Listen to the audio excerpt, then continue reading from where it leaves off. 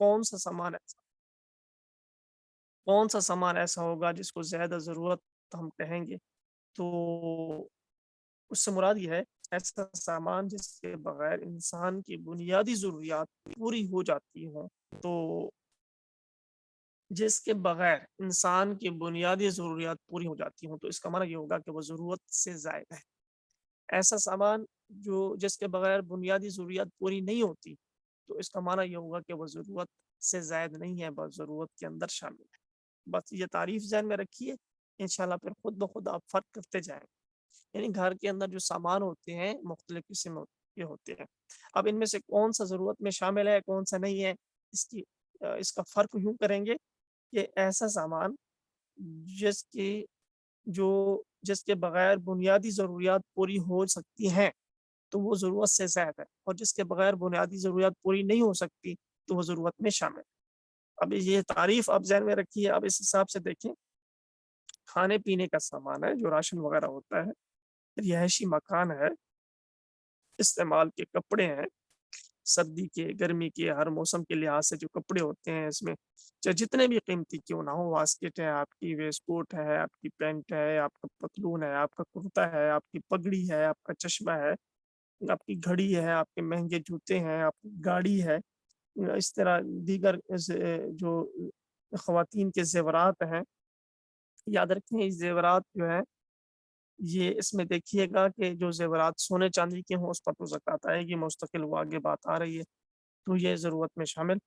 घरेलू ज़रूरी अशिया हैं, मतलब सिलाई की मशीनें हैं, धुलाई की मशीनें हैं, वॉशिंग मशीनें जिसे कहा जाता है, फ्रिज वगैरह है, खाने पकाने के बर्तन हैं, ये सारी चीज़ें।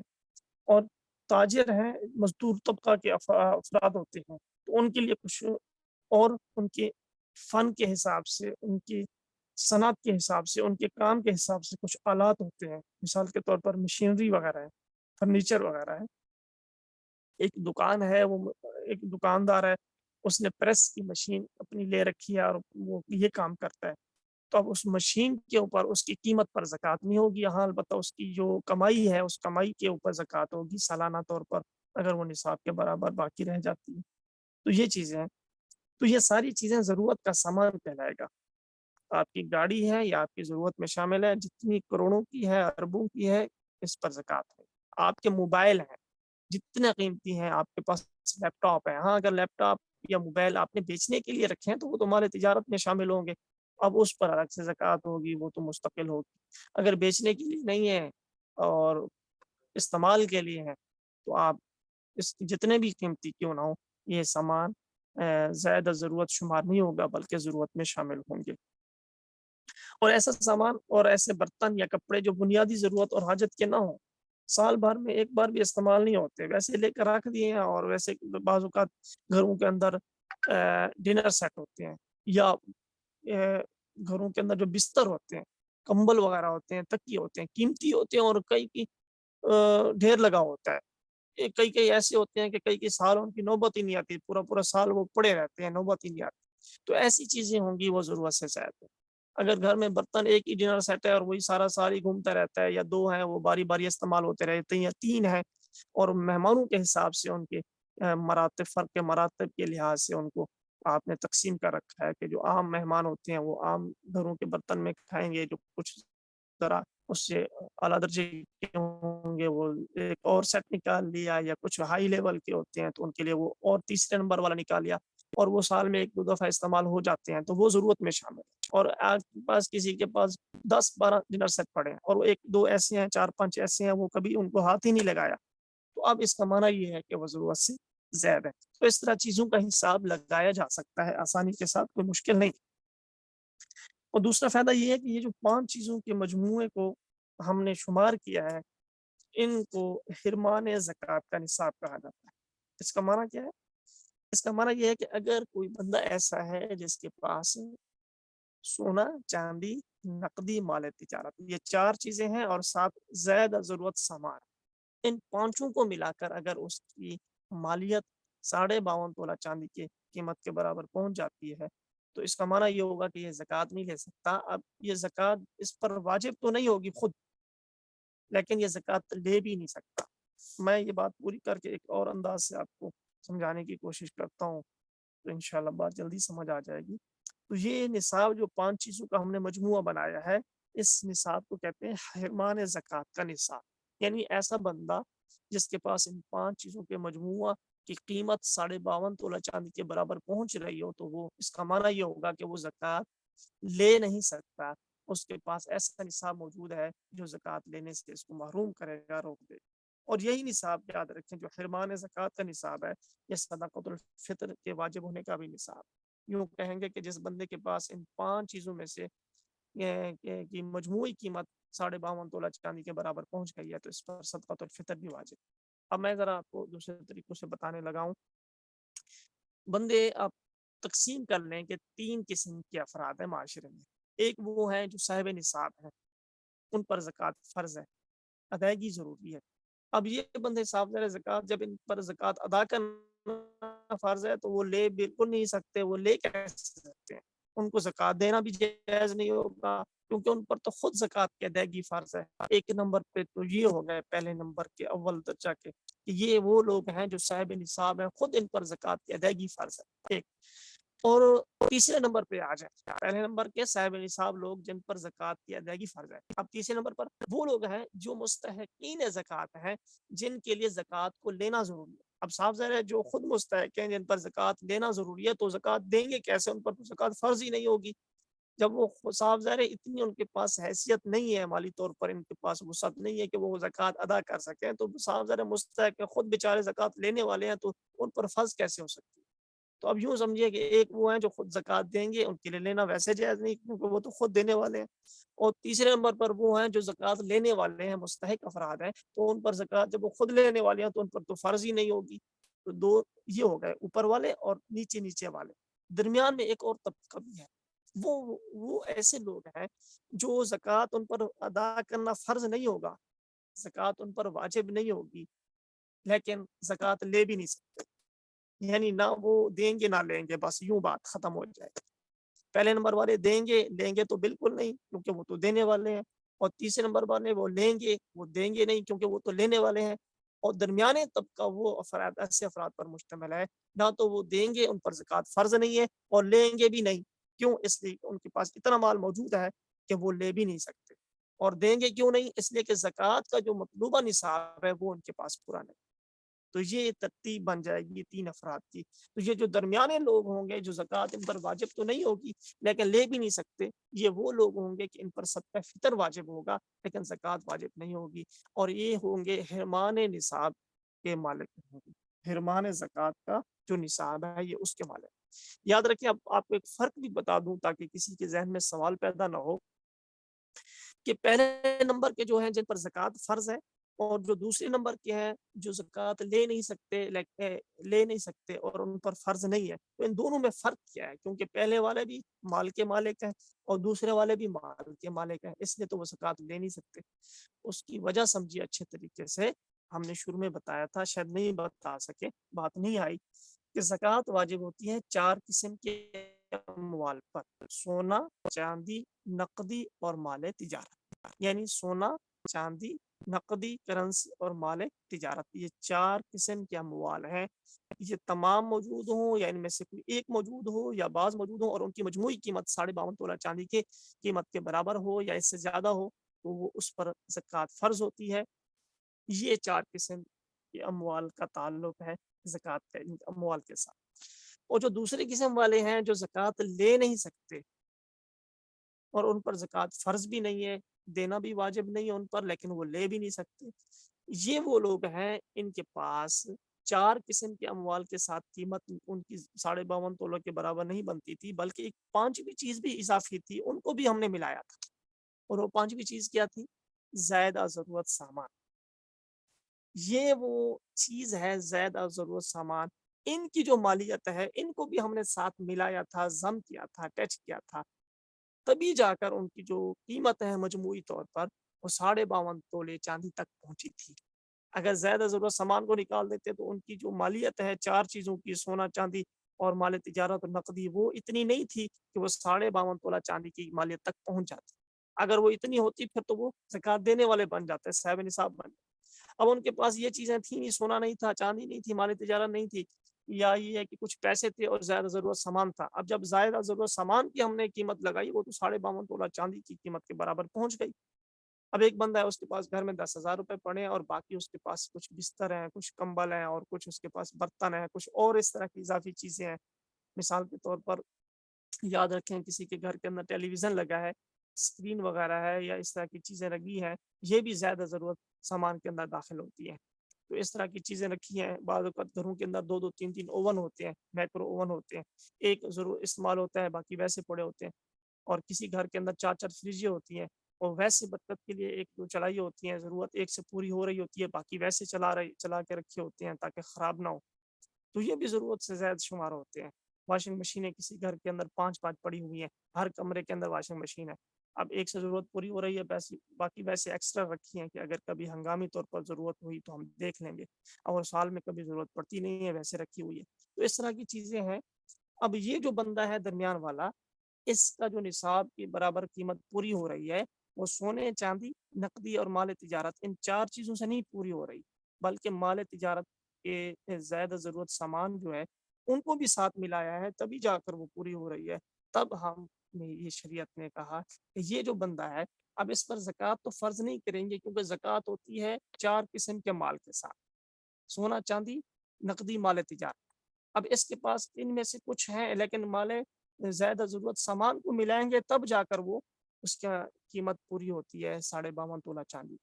تو اس وجہ سے اب اس کے بارے میں حکم یہ ہوگا کہ اس پر زکوٰۃ تو فرض نہیں ہے, کیونکہ زیادہ ضرورت سامان کی مالیت کو نکال دیں, اس کے پاس تو قیمت پوری نہیں بنتی. اب اس کو ملائیں گے پھر جا کر قیمت پوری بنتی ہے. اب اس کا معنی یہ ہوگا کہ یہ زکوٰۃ اس پر واجب تو نہیں ہوگی, لیکن یہ خود لے بھی نہیں سکتا, کیونکہ 52.5 تولہ چاندی کی قیمت کے برابر بہرحال اس کے پاس مال موجود ہے, چاہے زیادہ ضرورت سامان کو ملا کر پورا کیا گیا. تو یہ ذرا فرق تھا, اس کو میں نے اپنے الفاظ میں بیان کرنے کی کوشش کی ہے. اللہ تعالیٰ کرے کہ آپ کو سمجھ بھی آ جائے. اگر مزید کچھ اس بارے میں سوال ہوگا تو انشاءاللہ آخر میں ہم دیکھ لیتے ہیں. تو بہرحال یہ 2 قسم کے فوائد تھے آپ کے سامنے ہیں. اگلی بات ہے, بعض لوگ کہتے ہیں کہ جو خواتین کے استعمال کے زیورات ہیں ان پر زکوٰۃ نہیں ہونی چاہیے, کیونکہ آپ پہلے کہہ چکے ہیں کہ جو گھر کی اشیاء ہیں وہ 2 قسم کی ہوتی ہیں, بعض زیادہ ضرورت ہوتی ہیں اور بعض ضرورت میں شامل ہوتی ہیں, جیسے لباس ہے, اسی طرح جوتے ہیں, کپڑے ہیں, کھانے پینے کی چیزیں ہیں, اور گاڑی ہے, سواری ہے. یہ چیزیں جب ضرورت میں شامل ہیں تو خواتین کے زیورات بھی شامل ہوتے ہیں, وہ صاف ظاہر ہے اس کو استعمال کرتی ہیں, ان کو پہنتی ہیں, مختلف قسم کے پروگراموں میں پہنتی ہیں, ویسے پہنتی ہیں. تو وہ تو استعمال کی چیزیں ہیں, ضرورت کی چیزیں ہیں, تو ان کو کیسے کہا جا سکتا ہے کہ وہ ضرورت میں شامل نہیں ہے؟ تو ان پر زکوٰۃ نہیں ہونی چاہیے. بعض خواتین کی طرف سے, بعض افراد کی طرف سے یہ اعتراضات کیا جاتا ہے, یہ سوال اٹھایا جاتا ہے. تو یاد رکھیے پکا ٹھکا مسئلہ یہ ہے, اصل مسئلہ یہ ہے, مضبوط مسئلہ یہ ہے, اور فائنل مسئلہ یہ ہے کہ خواتین کے جو استعمال کے زیورات ہیں سونے اور چاندی کے, ان پر زکوٰۃ فرض ہے اور واجب. سال کے بعد جب حساب کیا جائے گا تو ان زیورات کی موجودہ قیمت کو بھی ضرور سامنے رکھا جائے گا, اس کو جمع کیا جائے گا. باقی یہ مسئلہ آج سے نہیں چلا, بلکہ یہ تو خیر القرون سے چلا ہے. خیر القرون سے مراد کیا ہے, یاد رکھیں, یقیناً آپ حضرات کو علم ہوگا, مزید میں فائدے کے لیے بتا دیتا ہوں. خیر القرون سے مراد جو بہترین زمانے ہیں. رسول اللہ صلی اللہ علیہ وسلم کی ایک حدیث مبارکہ ہے, اس میں یہ ارشاد فرمایا کہ سب سے بہترین زمانہ میرا ہے, یعنی جس میں آپ صلی اللہ علیہ وسلم موجود تھے, عہد رسالت مآب. یہ اس کے بعد ان لوگوں کا ہے جو میرے ساتھ ملے ہیں, یعنی جو میرے زمانے کے ساتھ جن کا زمانہ ملا ہوا ہے وہ ہیں صحابہ کرام رضی اللہ تعالیٰ عنہم اجمعین. اور ان کے بعد سب سے بہترین وہ ان لوگوں کا زمانہ ہے جو میرے بعد ملنے والوں کے بعد آنے والے ہیں, یعنی تابعین اعظام. تو خیر القرون جب بولا جاتا ہے تو اس سے مراد 3 زمانے ہیں, رسول اللہ صلی اللہ علیہ وسلم کا زمانہ مبارک, اور صحابہ کرام کا عہد مبارک, اور تابعین اعظام کا عہد مبارک. تو یہ 3 ادوار جو ہیں ان کو خیر القرون کہا جاتا ہے. تو رسول اللہ صلی اللہ علیہ وسلم کے زمانہ مبارک سے لے کر عصر حاضر تک, موجودہ دور تک, ہر دور کے جمہور علماء کرام, فقہاء کرام, محدثین اعظام قرآن و سنت کی روشنی میں یہی فتویٰ دیتے آئے ہیں کہ عورتوں کے, خواتین کے سونے اور چاندی کے جو استعمال کے زیور ہیں ان پر زکوٰۃ فرض ہے, ان پر زکوٰۃ واجب ہے. اور اگر وہ زیور نصاب کے مساوی ہیں یا زائد ہیں تو اس پر سال بھی گزر گیا ہو, شاید پوری ہو, تو قرآن و سنت کے عمومی احکام میں سونے یا چاندی پر بغیر کسی استعمالی یا غیر استعمالی شرط کے زکوٰۃ فرض ہونے کا استعمال ہے واجب ہونے کا حکم ہے کہ قرآن کریم میں جہاں زکوٰۃ اور زکوٰۃ زیورات سونے اور چاندی پر زکوٰۃ کے کا حکم دیا گیا ہے تو اس میں یہ شرط نہیں ہے کہ وہ سونا اور چاندی استعمال ہو رہا ہو یا نہ ہو رہا ہو، زیور بنایا گیا ہو یا نہ بنایا گیا ہو، اور احادیث مبارکہ میں بھی ایسے ہی۔ تو اس میں کوئی تصریح نہیں ہے، کوئی اس کے اندر کوئی کانٹ چھانٹ نہیں ہے کہ اس قسم کا زیور ہو تو زکوٰۃ ہوگی، اس قسم کا ہو تو نہیں ہوگی، اور اس قسم کا سونا چاندی ہو تو ہوگی، اس قسم کا ہو تو نہیں ہوگی۔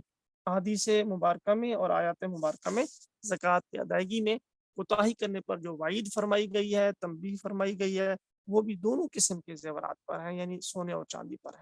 دیکھیں زیورات عموماً سونے اور چاندی کے ہوتے ہیں، سونے اور چاندی کے جو زیورات ہیں، سونا اور چاندی جس شکل میں بھی ہو، میں نے کل بھی گزارش کی تھی، چاہے زیور بنائے گئے ہوں نہ بنائے گئے ہوں، تو سونے اور چاندی کے اوپر زکوٰۃ ہے، چاہے وہ زیور ہوں یا نہ۔ دیکھیے آپ کے سامنے ایک آیت کریمہ اور دو احادیث مبارکہ پیش کرتے ہیں، انشاءاللہ آپ کے سامنے بات واضح ہو جائے گی۔ قرآن کریم سورۃ التوبہ پارہ نمبر 10 آیت نمبر 34 میں ہے۔ اللہ تعالیٰ فرماتے ہیں اعوذ باللہ من الشیطان الرجیم والذین یکنزون الذہب والفضة ولا ينفقونها فی سبیل اللہ فبشرهم بعذاب علیم۔ جو لوگ سونا چاندی جمع کر کے رکھتے ہیں اور اسے اللہ تعالیٰ کے راستے میں خرچ نہیں کرتے، یعنی زکوٰۃ ادا نہیں کرتے، انہیں دردناک عذاب کی خبر دیجیے۔ تو یہ دیکھیے کل بھی میں نے گزارش کی تھی، کتنا سخت عذاب ہے، دردناک عذاب کی خبر دیجیے۔ جس عذاب کو اللہ تعالیٰ دردناک فرما رہے ہیں تو ہم اس کا کیا اندازہ لگا سکتے ہیں۔ اس آیت کریمہ میں دیکھیے سونے اور چاندی پر زکوٰۃ کے ادا نہ کرنے پر جو دردناک عذاب کا حکم کیا گیا ہے، یہ اس میں کوئی تصریح نہیں ہے کہ وہ سونا چاندی زکوٰۃ کی زیورات کی شکل میں ہو تو زکوٰۃ نہیں دینی، اور اگر زیورات کی شکل میں نہ ہو کسی اور شکل میں ہو تو زکوٰۃ دینی ہے۔ ایسی کوئی صراحت نہیں ہے، ایسی کوئی وضاحت نہیں ہے۔ اس سے معلوم ہوتا ہے کہ سونا اور چاندی کسی کی ملکیت میں ہو تو اس پر زکوٰۃ فرض ہے سال گزرنے پر، چاہے وہ زیور ہو یا نہ ہو۔ مسند احمد حدیث پاک کی کتاب ہے، حدیث نمبر ہے 27614۔ حضرت اسماء بنت یزید رضی اللہ تعالی عنہ فرماتی ہیں کہ ایک دفعہ میں اور میری خالہ رسول اللہ صلی اللہ علیہ وسلم کی خدمت میں حاضر ہوں۔ دخلت انا وخالتی علی النبی صلی اللہ علیہ وسلم وعلیہ اسورۃ من ذہب، اور ہم جب داخل ہوئے تو ہم نے سونے کے کنگن پہن رکھے تھے۔ خواتین تھی، صاحب ظاہر یہ کنگن وغیرہ چوڑیاں وغیرہ پہنتی ہیں، تو سونے کے کنگن تھے ہم نے پہنے ہوئے تھے۔ فقال لنا اتعطیانی زکاتہ، رسول اللہ صلی اللہ علیہ وسلم نے جب دیکھا کہ انہوں نے سونے کے کنگن پہنے ہوئے ہیں تو آپ صلی اللہ علیہ وسلم نے دریافت فرمایا کیا تم اس کی زکوٰۃ بھی ادا کرتی ہو؟ قالت فقلنا لا۔ حضرت اسماء بنت یزید فرماتی ہے کہ ہم نے عرض کی یا رسول اللہ نہیں، اس کی زکوٰۃ تو ہم نہیں دیتے۔ تو آپ صلی اللہ علیہ وسلم نے یہ سن کر فرمایا اما تخافانی ان یصورکم اللہ اسورۃ من نار ادیا زکات۔ اللہ اکبر، کیا سخت وعید فرمائی۔ آپ صلی اللہ علیہ وسلم نے فرمایا کیا تم ڈرتی نہیں ہو کہ کل قیامت کے دن اللہ تعالیٰ ان کی وجہ سے آگ کے کنگن تمہیں پہنائے، لہٰذا ان کی زکوٰۃ ادا کیا کرو۔ دیکھیں اس میں واضح طور پر پتہ چل گیا ہے کہ زیور ہے، کنگن اور چوڑیاں وغیرہ بھی زیور ہی شمار ہوتے ہیں نا، تو ان کی وجہ سے آپ صلی اللہ علیہ وسلم نے زکوٰۃ ادا کرنے کا حکم فرمایا، اور زکوٰۃ ادا نہ کرنے کی صورت میں سخت وعید فرمائی کہ تم ڈرتی نہیں ہو کہ قیامت کے دن اگر تم زکوٰۃ ادا نہیں کرو گی تو اللہ تعالیٰ اس جرم کی سزا میں تمہیں آگ کے کنگن پہنائے۔ دوسری حدیث مبارکہ حضرت عبداللہ بن مسعود رضی اللہ تعالیٰ عنہ، بہت مشہور صحابی ہیں، جلیل القدر صحابی ہیں، ان کی اہلیہ محترمہ ہے حضرت زینب رضی اللہ تعالیٰ عنہ۔ وہ فرماتی ہیں ایک بار رسول اللہ صلی اللہ علیہ وسلم نے ہم خواتین کے مجمع میں خطبہ ارشاد فرمایا، خطبنا رسول اللہ صلی اللہ علیہ وسلم فقال یا معشر النساء تصدقنا ولو من حلیکن فإنکن اکثر اہل جہنم یوم القیامہ۔ جامع ترمذی حدیث نمبر 633 ہے، یہ حدیث پاک موجود ہے۔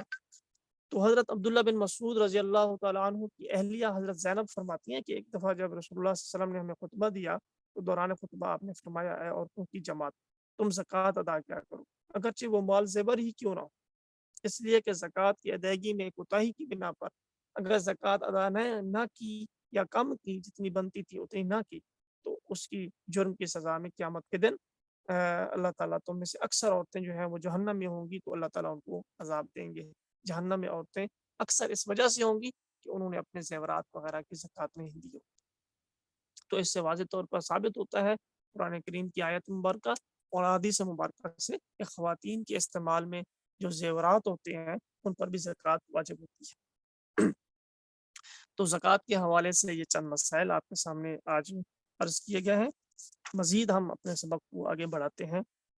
انسان ہے، اس معاشرے میں رہتا ہے تو صاف ظاہر بیمار بھی ہوتا ہے، جسم کے کسی بھی حصے میں درد ہوتا ہے، تکلیف ہوتی ہے، چوٹ لگ جاتی ہے یا ویسے پین ہوتے ہیں، تو اس موقع پہ دعا رسول اللہ صلی اللہ علیہ وسلم نے ہمیں ارشاد فرمائی ہے، تعلیم دی ہے کہ ہم اس کو پڑھنے کا اہتمام کریں۔ تو انشاءاللہ یہ اس کی برکت سے ہمارے جسم میں ہونے والا جو درد ہے، تکلیف ہے، انشاءاللہ اس کی برکت سے وہ ختم ہو جائے گا، دور ہو جائے گا۔ صحیح مسلم کے اندر حدیث نمبر 5867 67 یہ حدیث پاک ہے، جب جسم کے اندر کسی جگہ پہ درد ہو تو اس جگہ پر ہاتھ رکھیں اور 3 مرتبہ بسم اللہ پڑھیں، بسم اللہ الرحمن الرحیم 3 دفعہ پڑھیں، پھر 7 مرتبہ یہ دعا پڑھیں۔ اگر آپ آہستہ آہستہ میرے ساتھ پڑھتے رہیں، اگر کوئی ساتھ میں مسئلہ نہیں ہے تو آپ آہستہ آہستہ اس کو دوہرا لیں ہلکی آواز میں۔ اعوذ باللہ وقدرتہ من شر ما اجد واحاذر، واحاذر ہے، را پر پیش ہے، واحاذر، لیکن وقف کریں گے، سٹاپ کریں گے، وہ اب اس کو ساکن کر دیں گے، اس کے اوپر جو حرکت ہے اس کو نہیں پڑھیں گے۔ اعوذ باللہ وقدرتہ من شر ما اجد واحاذر، اعوذ باللہ، میں اللہ کی عزت و قدرت ہی اور اس کی قدرت کی پناہ مانگتا ہوں، میں اللہ کی عزت اور قدرت کی پناہ مانگتا ہوں، من شر ما اجد و احاذر، اس درد وغیرہ تکلیف وغیرہ کے شر سے جو میں محسوس کر رہا ہوں اور جس سے مجھے خوف پہنچے، یعنی جو درد ہے، تکلیف ہے میرے جسم میں ہے، فلاں حصے میں ہے، آنکھ میں ہے، خدا نخواستہ دانت میں ہے، سر میں ہے، جسم کے کسی بھی عضو میں ہے، کسی بھی حصے میں ہے، تو وہاں ہاتھ رکھ کے اس طریقے سے دعا کی جائے۔ اور وہاں اگر ڈائریکٹ آپ پھونک مار سکتے ہیں تو وہاں پڑھ کے پھونک دم کرتے ہیں، پھونک مار دیں۔ اگر وہاں آپ پھونک نہیں مار سکتے تو ہاتھ پہ پھونک مار کے آپ وہاں ہاتھ کو پھیر دیں، انشاءاللہ تعالی اللہ تعالیٰ اپنی فضل سے اور اپنے کرم سے رسول اللہ صلی اللہ علیہ وسلم کی زبان مبارک سے جو جملے ارشاد فرمائے گئے، دعائیہ کلمات ارشاد فرمائے گئے، ان کی برکت سے اللہ تعالیٰ ضرور شفا عطا فرمائیں گے۔ تو کوشش کریں ان مختصر الفاظ کو یاد کریں۔ اعوذ باللہ وقدرتہ من شر ما اجد واحاذر، چند دفعہ پڑھیں گے انشاءاللہ یاد ہو جائے گی۔ تو سورۃ الفاتحہ ام القرآن ہے، ام الکتاب ہے، کل بھی میں نے گزارش کی تھی، اس کی پہلی 4 آیات ہم کل پڑھ چکے تھے، اس کا ترجمہ بھی ہم نے آپ کے سامنے پیش کیا تھا، امید ہے آپ حضرات کو یاد ہوگا۔ بقیہ 3 آیات ہم آپ کی خدمت میں پیش کرتے ہیں۔ اعوذ باللہ من الشیطان الرجیم، بسم اللہ الرحمن الرحیم، اہدنا الصراط المستقیم صراط الذین انعمت علیہم غیر المغضوب علیہم ولا الضالین، اہدنا الصراط المستقیم صراط الذین انعمت علیہم غیر المغضوب علیہم ولا الضالین، آمین۔ اللہ تعالیٰ سے ہم دعا کر رہے تھے، ایاک نعبد و ایاک نستعین، اے اللہ ہم تیری ہی عبادت کرتے ہیں اور تجھ ہی سے مدد مانگتے ہیں۔ آگے اسی دعا کا تسلسل ہے، اہدنا الصراط المستقیم، اے اللہ ہمیں سیدھے راستے پر چلا۔ اب سیدھا راستہ کون سا ہے؟ دیکھیے ہمیں تو پتہ نہیں چلے گا، کیونکہ ہم نے تو نہ جو بعد میں آنے والے ہیں، خصوصاً جو رسول اللہ صلی اللہ علیہ وسلم کی رحلت کے بعد اس دنیا میں آئے، تو انہوں نے تو نہ اللہ تعالیٰ کو، ہم سب نے تو اللہ تعالیٰ کو نہیں دیکھا، ہم نے جبریل علیہ السلام کو وحی لے کر آتے ہوئے نہیں دیکھا، رسول اللہ صلی اللہ علیہ وسلم کی ہم نے زیارت نہیں کی، ہمیں شرف نہیں نصیب ہوا، تو ہمیں کیسا پتہ چلے گا بھی اللہ تعالیٰ کون ہے، رسول اللہ صلی اللہ علیہ وسلم کون تھے، کیسے تھے؟ اور فرشتہ کیسے وحی لے کے آتا تھا اور قرآن کیسے نازل ہوتا تھا، ہم تو اس چیز سے بالکل دور ہیں۔ تو اب اس دور کے مسلمانوں کے لیے بھی یہ ضرورت تھی کہ اللہ سیدھا راستہ کون سا، اور کیونکہ یہ دین قیامت تک کے لیے قیامت تک کے لیے ہے، اور قیامت تک کے لیے جو انسانیت ہے ان تمام کی ہدایت کے لیے ہے، تو صاف ظاہر ہے ہر دور کے اندر لوگوں کا یہ سوال ہو سکتا تھا کہ سیدھا راستہ کون سا۔ جیسے تو آپ کے علم میں ہوگا کہ اس دور کے اندر جو دو بڑے بڑے مذاہب تھے، یہود اور نصارہ، وہ موجود تھے۔ یہود اور نصارہ وہ موجود تھے، تو اس وقت اللہ تعالیٰ نے پھر اپنے حبیب صلی اللہ علیہ وسلم کو دنیا میں بھیجا، مبعوث فرمایا، پھر ان کو نبوت اور رسالت عطا کی، پھر قرآن کریم عطا فرمایا، نازل کیا۔ تو یہ سارا سلسلہ چلتا رہا۔ یہ ہمارا ٹاپک تو نہیں ہے کہ اس پر تفصیل سے بات کی جائے۔ بہرحال اس پس منظر میں پھر اللہ تعالیٰ نے فرمایا، دیکھیے صراط الذین انعمت علیہم، کہ ان لوگوں کا راستے پر چلا جن پر تو نے انعام کیا۔ اے اللہ سیدھے راستے پر چلا، یعنی ان لوگوں کے راستے پر چلا جن پر تو نے انعام کیا، نہ کہ ان لوگوں کے راستے پر جن پر تیرا غضب نازل ہوا، اور نہ ہی ان لوگوں کے راستے پر جو گمراہ ہوئے۔ غیر المغضوب علیہم، اس سے مراد یہود ہے کہ ان پر اللہ کا غضب نازل، ولا ضالین، ضالین سے مراد نصارہ ہے، عیسائی ہیں۔ تو یعنی ہم نے جو سورہ فاتحہ پڑھتے ہیں ہم مسلمان، اور ہر نماز کی حرکت میں پڑھتے ہیں، تو اس میں ہاں اگر امام کے پیچھے ہوں پھر نہیں پڑھتے، یاد رکھیے گا۔ ایسا نہ ہو کہ آپ اس سے یہ ذہن میں لے لیں کہ استاد جی کہہ رہے ہیں کہ ہر نماز کی حرکت میں پڑھتے ہیں، تو صاف ظاہر ہم نماز جماعت کے ساتھ پڑھتے ہیں، تو اس میں آپ کے پیچھے بھی ہوتے ہیں تو اس میں بھی پڑھتے ہیں ہی نہیں، وہ مسئلہ نہیں ہے، وہ مستقل الگ مسئلہ ہے۔ تو اس میں ماشاءاللہ ہمارے استاد جی محترم شیخ طریقت حضرت مولانا محمد الیاس گھمن صاحب حفظہ اللہ تعالی، اللہ ان کے علوم میں برکت عطا فرمائے، صحت کاملہ عطا فرمائے، اور ان کی حفاظت فرمائے، شرور و فتن سے محفوظ فرمائے۔ ان کے بہت جاندار اور شاندار قسم کے بیانات اور لٹریچر موجود ہے، تو وہ آپ ہماری ویب سائٹ پہ دیکھ سکتے ہیں۔ تو بہرحال امام کے پیچھے سورہ فاتحہ نہیں پڑھنی، یہ مستقل مسئلہ ہے، نہیں پڑھنا جائز نہیں ہے۔ تو بہرحال ہم اکیلے میں نماز پڑھتے ہیں، سنتیں پڑھیں، نوافل پڑھیں، واجب پڑھیں، واجب نماز پڑھیں، جو بھی پڑھیں اس میں فاتحہ پڑھتے ہیں۔ تو ہم مانگ کیا رہے ہوتے ہیں؟ یاد رکھیے کسی چیز کا علم نہیں ہوتا، آدمی الفاظ بول رہا ہے، اس کے مفہوم کو پتہ نہیں ہے، تو اس کے پڑھنے میں لذت نہیں ہوتی، نہ توجہ ہوتی ہے، نہ دھیان ہوتا ہے، بس ایک رٹے رٹے الفاظ ہیں اور وہ پڑھ رہا ہے اور جا رہا ہے، بھاگے جا رہا ہے۔ لیکن ایک بندہ ہے، اس کو پتہ ہے کہ ایک ایک بول کا مجھے پتہ ہے کہ میں الفاظ کون سے نکال رہا ہوں، اور ان الفاظ کا معنی کیا ہے، اس کا مفہوم کیا ہے، میں کیا مانگ رہا ہوں، میں کیا کہہ رہا ہوں۔ جب اپنی بات کا پتہ ہوتا ہے پھر آدمی کو بولنے میں بھی مزہ آتا ہے، اور سوچنے میں بھی مزہ آتا ہے، اور گفتگو کرتے ہوئے بھی لطف آتا ہے۔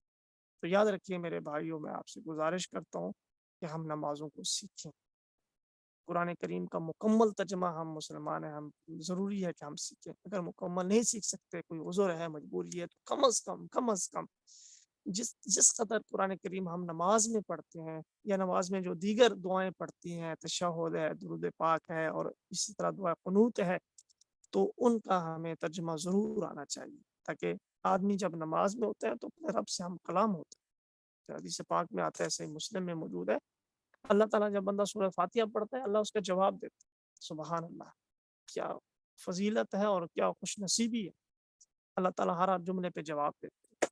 الحمدللہ رب العالمین الگ جواب دیتا ہے، الرحمن الرحیم الگ جواب ہوتا ہے، مالک یوم الدین الگ جواب ہوتا ہے، ایاک نعبد و ایاک نستعین آگے آخر تک الگ جواب ہوتا ہے۔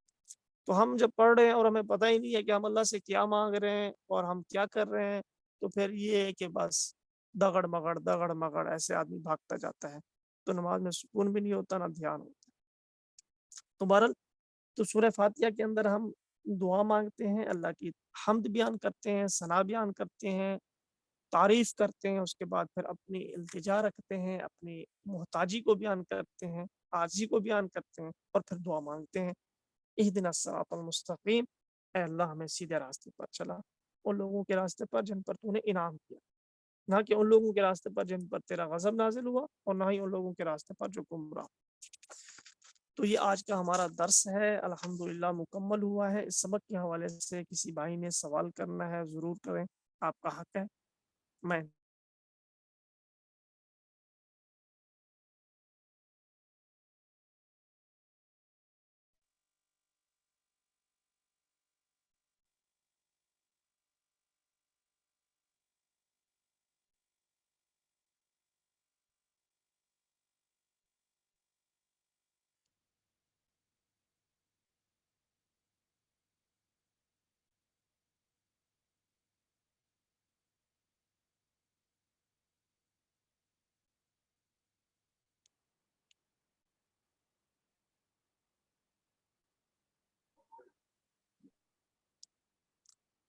جی میری آواز آ رہی ہے آپ لوگوں تک؟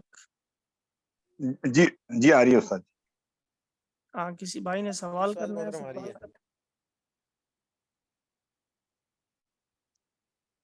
اگر سوال نہیں ہے تو بہت اچھی بات ہے، کچھ بتائیں تو صحیح تاکہ پتہ چلے آواز آ رہی ہے نہیں آ رہی، کوئی سوال ہے یا نہیں ہے.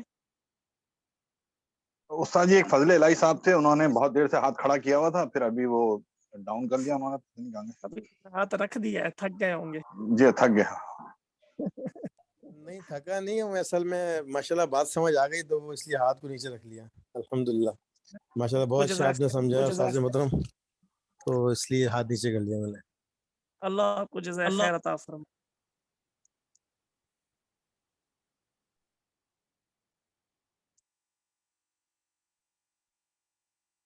ہاں خالد بھائی میرے خیال میں بس کر دیتے ہیں آج. جی بہت بہتر استاد جی، جزاکم اللہ. تو نہیں ہے کہ ہم 12 بجے تک مکمل کریں، مقصد ہے کہ جب پورا ہو جائے اور مطلب پورا ہو جائے، مقصد پورا ہو جائے. 2-4 منٹ اوپر نیچے ہوتے رہیں گے، کوئی مسئلہ نہیں. استاد جی میں پھر پوچھ لوں؟ کسی دن ضرورت سوال ہوگی تو 2-4 منٹ اوپر چلے جائیں گے، اگر کبھی ضرورت ہوگی تو 2-4 منٹ. استاد جی میں پوچھ جی سکتا جی ہوں ایک سوال؟ پوچھیے. جی پوچھیے. اب اس وقت جو ہم حساب لگاتے ہیں 52 تولے جی چاندی جی پہ. ضرور پوچھیے. جی آواز آ رہی ہے؟ جی جی فرمائیے. اچھا اس وقت جو ہم حساب لگاتے ہیں 52 تولہ چاندی جی تو تقریباً 1,25,000، ہاں جی 52.5 تولے، تو 1,25,000 یا 26,000 بندے جو بھی ہے پاکستان کے حساب سے. جی جی تو یہ جو رقم ہے آج کل عام حالات میں لوگوں کے پاس نکل آتی ہے، لیکن ان کے تو گزارے بھی پورے نہیں ہوتے. تو جی جی چلے گا، حالانکہ اگر آپ سونے پہ لگائیں تو وہ تو 12 لاکھ 14 لاکھ 15 لاکھ تک جاتی ہے. پتہ نہیں اس وقت کتنا جی ہوگا جی سونا، جی میں نے دیکھ. تو پھر بھی وہ بیچارہ دے گا زکوٰۃ اگر اس کو 1 سال ہو جائے اس کے اوپر رکھے ہوئے. اس بیچارے کے بارے میں دیکھیے نا کہ اس کی رقم کیسے نکل آتی ہے، یہ سمجھائیں گے نا ذرا مجھے. اچھا وہ اس ایسے نکل نمبر پر آتی ہے. یہ دیکھیے، میری بات سنیے، بات سنیے. جی جی آگے انشاءاللہ وہ زکوٰۃ فرما رہا ہے. میں بتاؤں گا آپ کو کہ جس بندے پر زکوٰۃ جس نے حساب کرنا ہے نا جی، جی تو اس میں سے 2 چیزیں ہوتی ہیں. ایک ہوتا ہے قابل زکوٰۃ اثاثہ جات، جی جن جی جن چیزوں کو ہم نے زکوٰۃ کے اندر ایڈ کر کے اس کا حساب لگانا ہوتا ہے. جی جی اور ایک چیزیں ہوتی ہیں مالی ذمہ داریاں، وہ اخراجات ہوتے ہیں جو ہم نے ادا کرنے ہوتے ہیں، ہمارے ذمے ہوتے ہیں. جی جی تو ایسا نہیں ہے کہ ہم ٹوٹل مال کا حساب لگا کر اندھا دھند زکوٰۃ دے دیں گے، ایسا نہیں ہوتا.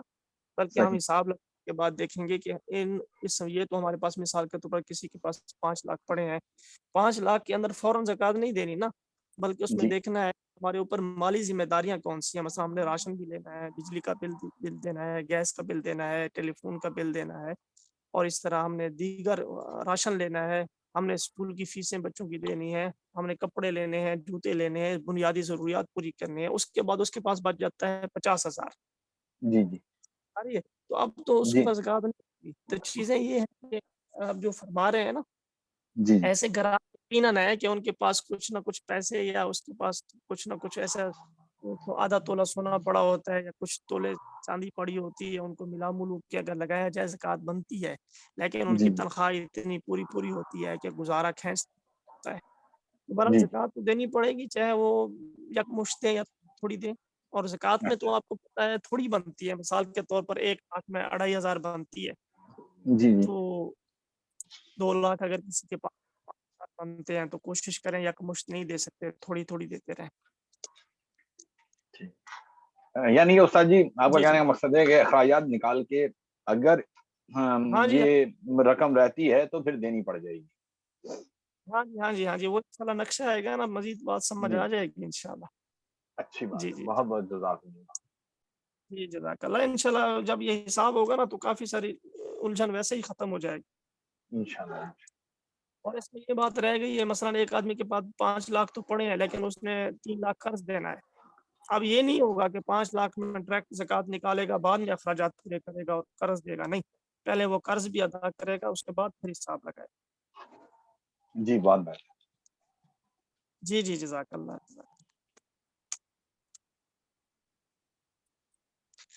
ठीक है, इजाज़त दीजिए। अल्लाह ताला आप सबको सलामत रखे, आफ़ियत के साथ रखे, दुआओं का एहतमाम करते रहें। आज सुना है कि सऊदी अरब में चाँद नज़र नहीं आया, कल उनका रोज़ा नहीं होगा। जी, जुमेरात से रखेंगे वो लोग। इम्कान है कि जुमा को होगा। बहरहाल अभी ये शेख साहब का हमारे एक बयान था ऑनलाइन उलमा इकराम को 9:45 पाकिस्तान के हिसाब से 9 से 9:45 तक। तो बयान ख़त्म हुआ, वो मैं सुन रहा था, दुआ फरमाई, उसके बाद सवाल जवाब हुए। उसके बाद मैं बैठा था जहाँ मैं बैठा हूँ, सबक पढ़ा रहा हूँ लाइब्रेरी में, वो यहीं मेरे साथ चंद तलबा इकराम भी बैठे हुए थे। तो मैं अपने काम में लगा हुआ, तो मुझे नहीं महसूस हुआ, लेकिन वो तालिब इल्म ने बताया उस्ताद जी ज़लज़ला आ रहा है।